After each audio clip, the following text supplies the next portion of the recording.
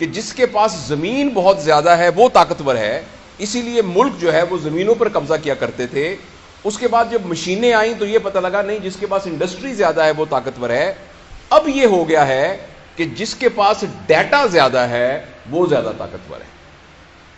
اور آپ حیران ہوں گے کہ ایک شخص جس کا نام ایلون مسک ہے، اس نے $42 بلین کی ایک چیز خریدی ہے جو کہ اتنی بھی بڑی نہیں ہے کہ اس کو جیب میں رکھا جائے، جو کہ کہیں ہے ہی نہیں، اور جو کہ ایک ٹیڈی پیسہ پروڈیوس نہیں کرتی. اور اس چیز کا نام ہے ٹویٹر، جو کہ $42 بلین کا لیا گیا. دنیا کے 140 ملکوں میں سے 70 کے قریب ایسے ملک ہیں جن کا بجٹ $42 بلین سے کم ہے، اور اتنے کی کسی شخص نے ایک چیز خریدی ہے جو کہ ہوا میں ایگزسٹ ہی نہیں کرتی. تو آپ حیران، اس بات سے حیران نہیں اس نے کس لیے خریدی ہے ایک چیز. اور دوسرا، آپ سب اس بات پہ حیران ہوں گے کہ آپ پی ٹی سی ایل کا فون کرتے ہیں تو آپ کو پیسے دینے پڑتے ہیں، آپ کسی کو خط لکھیں تو آپ کو پیسے دینے پڑتے ہیں. یہ فیس بک مفت کیوں ہے؟ یہ واٹس ایپ کے اوپر ویڈیو کالز مفت کیوں ہیں؟ یہ آپ ہزاروں تصویریں بھیجیں، یہ مفت کیوں ہیں؟ اور جس بندے نے واٹس ایپ بنایا اس کے بلینز آف ڈالر خرچ ہوئے ہیں. وہ پاگل ہے کہ ہم سب کو مفت دے رہا ہے. فیس بک مفت کیوں؟ اس لیے کہ اس بھٹی کا ایندھن میں اور آپ ہیں. میں اور آپ ان کو ڈیٹا پرووائڈ کر رہے ہیں ہر انڈیویجول کا، اور یہ ڈیٹا کیومولیٹ ہے. صرف ڈیٹا سے کچھ نہیں ہوتا، ساتھ ایک پیرالل جو کمپیوٹنگ پاور ہے وہ اتنی انٹینس ہو چکی ہے کہ جس کے نتیجے میں آرٹیفیشل انٹیلیجنس کی وجہ سے آپ کی ایک ایک بات ہر فرد کی ڈیٹا کی شکل کے اندر لوگوں کے پاس موجود ہے. اور جس کے پاس ڈیٹا زیادہ ہے اب وہ اس دنیا کو رول کرے گا. گوگل نام کی ایک کمپنی دنیا کے بہت زیادہ ملکوں سے زیادہ امیر ہے، اور گوگل کوئی ایک ٹچ بٹن، ایک سوئی، ایک دھاگا نہیں بناتی. پھر وہ دنیا کی کیوں امیر کمپنی ہے؟ اس لیے کہ اس کے پاس سب کچھ ڈیٹا ہے. لہذا پہلے جب انسان ایک ڈیوائن گائیڈنس کے ذریعے اپنی زندگی گزارتا تھا، پھر اس کے ذہن میں آیا کہ جو مجھے اچھا لگتا ہے میں نے ویسے زندگی گزارنی ہے.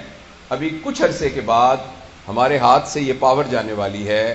اب الگوریدمز ڈیسائیڈ کریں گے کہ ہم نے کیا کرنا ہے.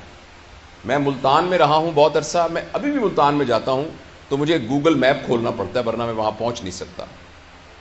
اسی طریقے سے کچھ عرصے کے بعد آپ نے کیا کھانا ہے اس کا فیصلہ فوڈ پانڈا کرے گا.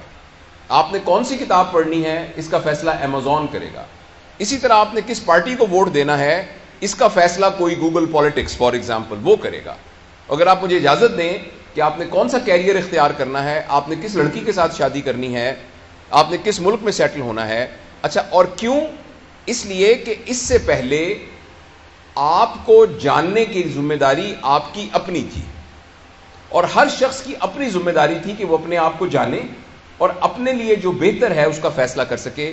لیکن اب آپ کے اور میرے ساتھ کمپٹیشن ہے الگوریدمز کا اور ڈیٹا کا، اور اس الگوریدم اور اس ڈیٹا کے مقابلے میں یہ ہم سے جیت جائے گا.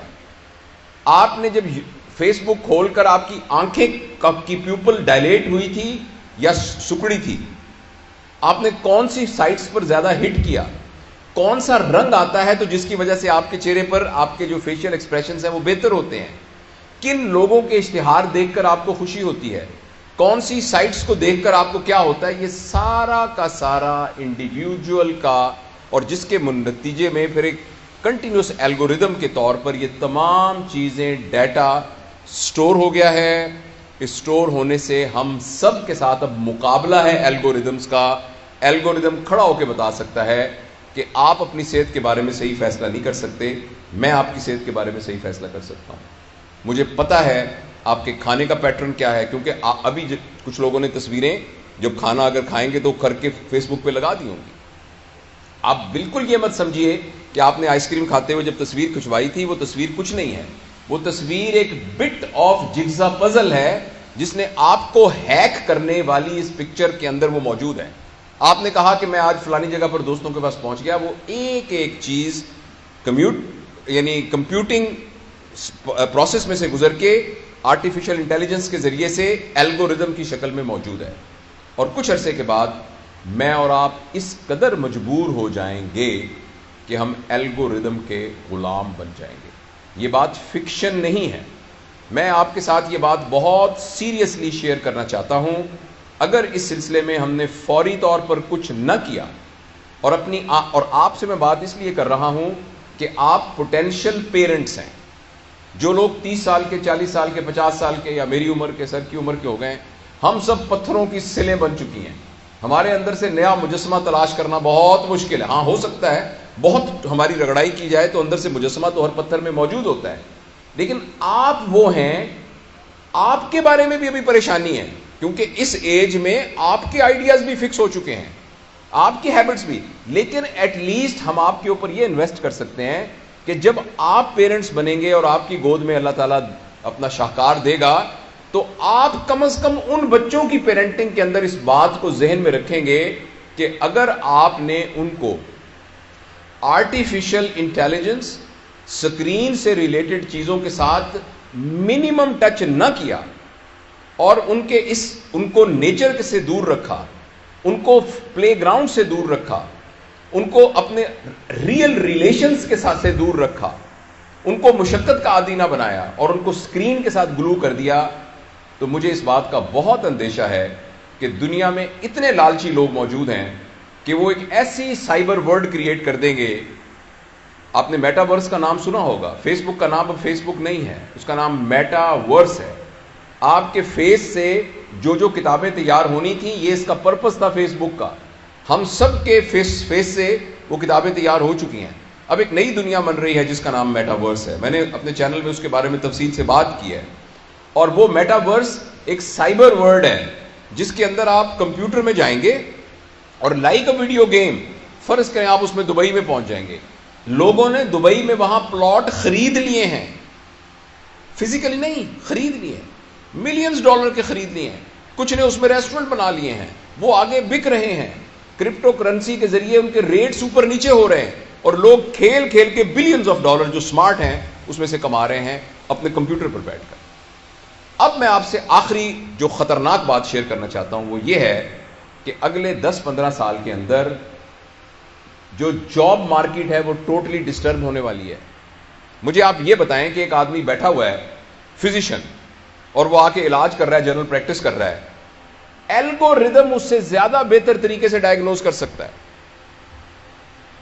کیونکہ ہیومن ایرر اس کے اندر نہیں ہوگی اور آرٹیفیشل انٹیلیجنس اتنی ہو رہی ہے کہ ایکچولی شاید ہو سکتا ہے آپ ایک ایپ ڈاؤن لوڈ کر لیں اور اپنی 60-70% بیماریوں کا خود علاج کرنا شروع کر دیں لوگ، یا کہ کمپیوٹر ایکسپرٹ کے ذریعے سے علاج کرانا. آپ کو یہ بات انہونی لگ رہی ہوگی مگر یہ بات ہونے جا رہی ہے. اور بہت سے وہ پروفیشن جن کا تعلق ایکچولی ٹیکنیکل یعنی پروفیشنز کے ساتھ ہے، وہ ساری کی سارے چینج ہونے جا رہے ہیں اور کچھ عرصے کے بعد وہ جاب مارکیٹ میں وہ کنونشنل پروفیشنز کی کوئی ضرورت ہی نہیں رہے گی. اور ایک آدمی ہے جس کا نام یووال نوآ ہرارے ہے، ہسٹورین ہے، اس نے اپنی مختلف 3-4 کتابیں اس کی بڑی مشہور، اس نے یہ کہا ہے کہ نہ صرف یہ کہ نئی جابز کریٹ ہوں گی، مگر نہ صرف یہ کہ پرانی جابز میں لوگ جاب لیس ہو جائیں گے بلکہ وہ جاب ایبل بھی نہیں رہیں گے، ریڈنڈنٹ ہو جائیں گے. تو یہ بہت ایک سیریس چیلنج ہے. مجھے اور آپ کو اس سیریس چیلنج کے لیے تیار ہونا پڑے گا اور یہ ہماری آنکھوں کے سامنے. آپ میں سے پتہ نہیں کتنے لوگ ہیں اگر اپنے دل میں جھانک کے دیکھیں تو ہم میں سے 80-90% اسکرین ایڈکٹس ہیں. تھوڑی دیر کے بعد اگر یوں کر کے موبائل نہیں کریں گے تو ہمیں دل میں خدبود ہونی شروع ہو جائے گی، ہمیں ڈوپامین کی ڈیفیشنسی فیل ہونی شروع ہو جائے گی اور یہ اسکرین ایڈکشن بڑھتی جا رہی ہے. پلیز میں آپ کو یاد کرانا چاہتا ہوں کہ یہ اسکرین ایڈکشن میں صرف یہ خطرہ نہیں ہے کہ آپ کو پلیجر مل رہا ہے اور یہ غلط بات ہے، یا آپ ایڈکٹ ہو گئے یہ غلط بات ہے، یا آپ کا ٹائم ویسٹ ہو رہا ہے یہ غلط بات ہے. اس کا سب سے بڑا خطرہ بات ہے کہ آپ ہیک ہو رہے ہیں، آپ غلام بن رہے ہیں اور کچھ عرصے کے بعد آپ کی زندگی آپ کے اختیار میں نہیں رہے گی. اس سے بچنے کے لیے ہمیں ابھی ڈراسٹک اقدام کرنے پڑیں گے. اسکرین کے یوز کو منیمائز کرنا پڑے گا، اپنے ڈیٹا کو مفت میں آگے نہیں دینا پڑے گا اور اس سلسلے میں اپنے لیے کوئی ڈسپلن قائم کرنا پڑے گا. اس سیلفی کی کیا ضرورت ہے کھڑے ہو کے کہ جی میں اس وقت میں کڑائی گوشت کھا رہا ہوں اس لیے میری سیلفی ہے. یہ میں اپنے چچا کے گھر گیا تھا، یہ سیلفی، یہ سارا کا سارا ڈیٹا میں مثال کے طور پہ کہہ رہا ہوں، یہ سارا کا سارا ڈیٹا اکٹھا ہو رہا ہے اور ہم ہیک ہو رہے ہیں، اور اس کے نتیجے بہت خطرناک ہونے والے ہیں۔